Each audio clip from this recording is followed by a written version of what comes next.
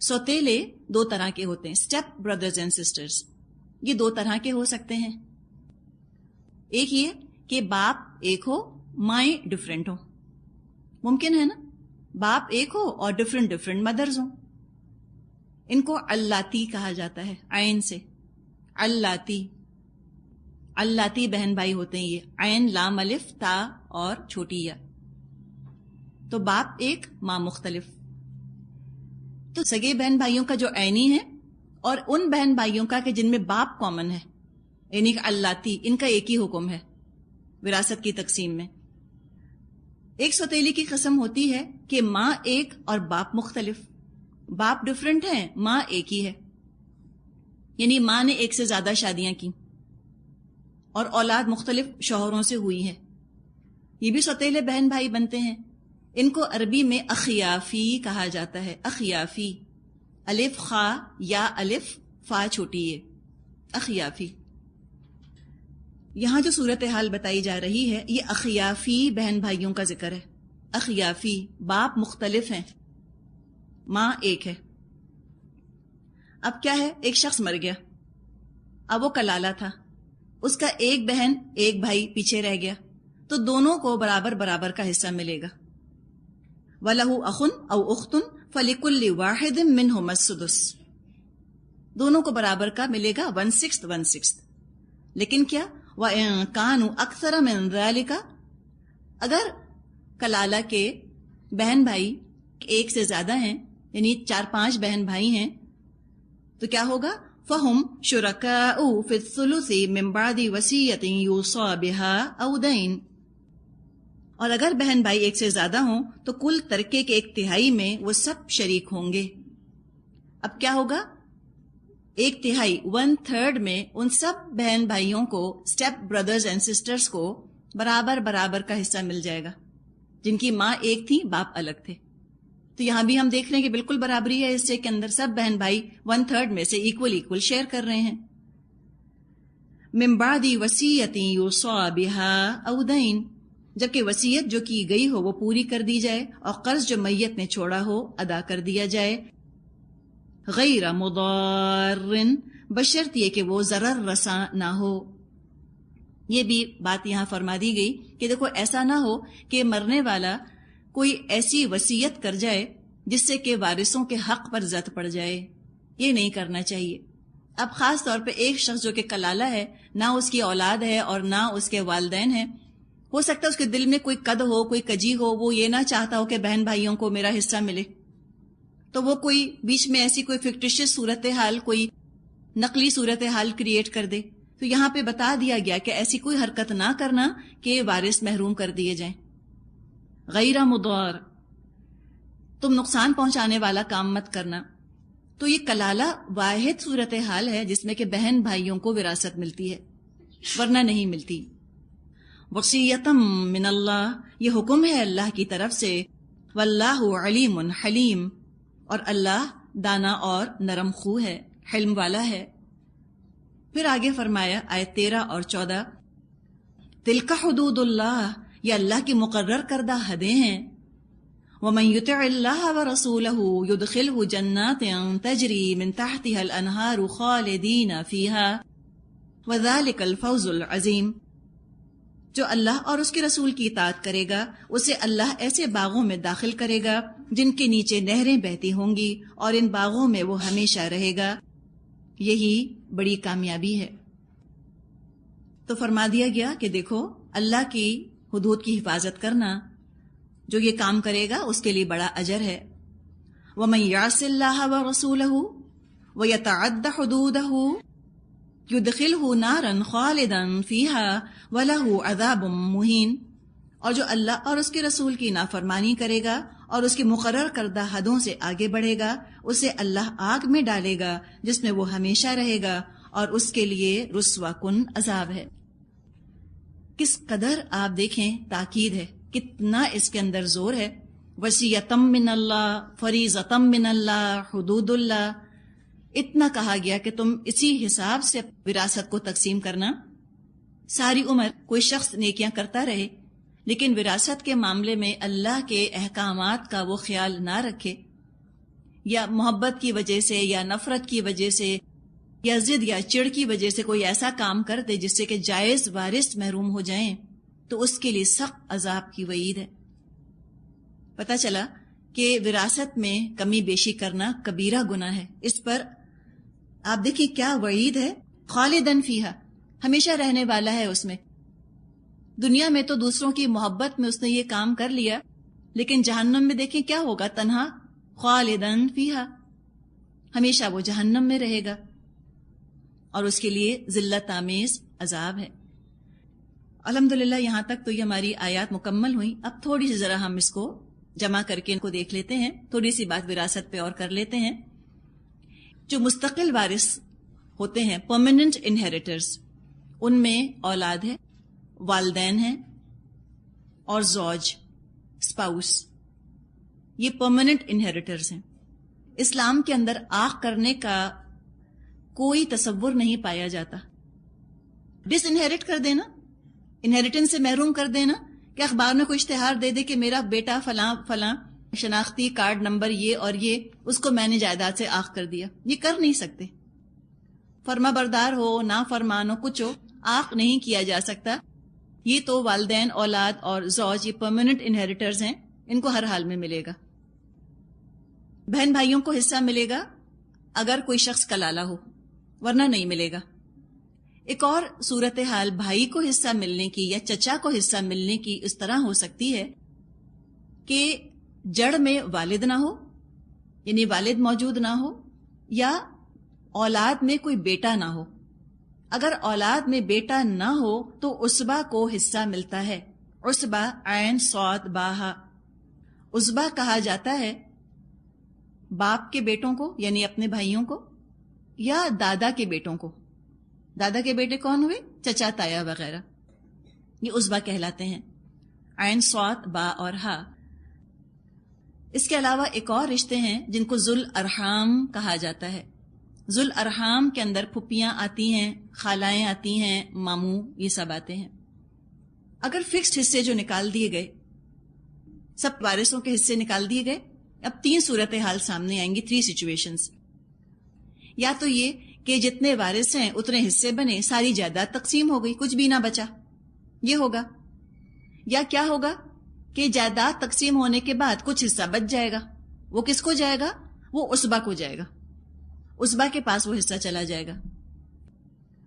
تیسری صورتحال یہ ہو سکتی ہے کہ لوگ جو حصے بن رہے ہیں لوگوں کے، وہ کل جائیداد سے زیادہ بن رہے ہوں، جتنی جائیداد ہے اس سے زیادہ حصے بن رہے ہوں۔ اس میں یہ ہوگا کہ سب کے حصوں میں پروپورشنٹ کمی کر دی جائے گی، تھوڑا تھوڑا سب کے حصوں میں سے کم کر دیا جائے گا تاکہ سب کے حصے برابر کے ہو جائیں۔ شوہر کا اگر انتقال ہو جائے اور بیوی حمل سے ہو، بیوی پریگننٹ ہو، تو وراثت تقسیم نہیں ہوگی جب تک بچے کی پیدائش نہ ہو۔ تو وراثت کے اندر صرف بالغ لوگوں کا حصہ نہیں ہوتا، نابالغوں کا حصہ بھی ہے، بچوں کا حصہ بھی ہوتا ہے۔ ایک اور بات یہ کہ وراثت کی تقسیم کے وقت وارث کا زندہ ہونا شرط ہے۔ ایک بڑا ایشو اٹھا تھا ایک زمانے میں یتیم پوتے کی وراثت، کہ پوتا ہے بیچارہ یتیم ہے تو کیا اس کو اب جائیداد میں سے حصہ نہیں ملے گا دادا کی؟ اس لیے فقہا نے کافی اس کے اوپر بات کی ہے۔ اصول کیا ہے؟ رول سمجھ لیں سب سے پہلے تو باقی سارے مسئلے سمجھ آ جائیں گے۔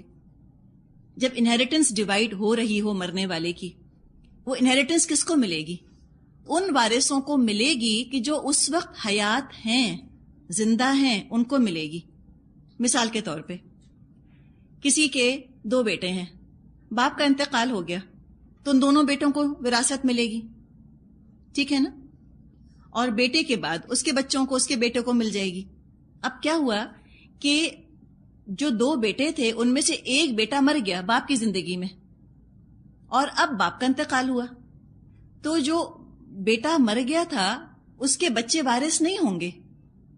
بات سمجھ آئی؟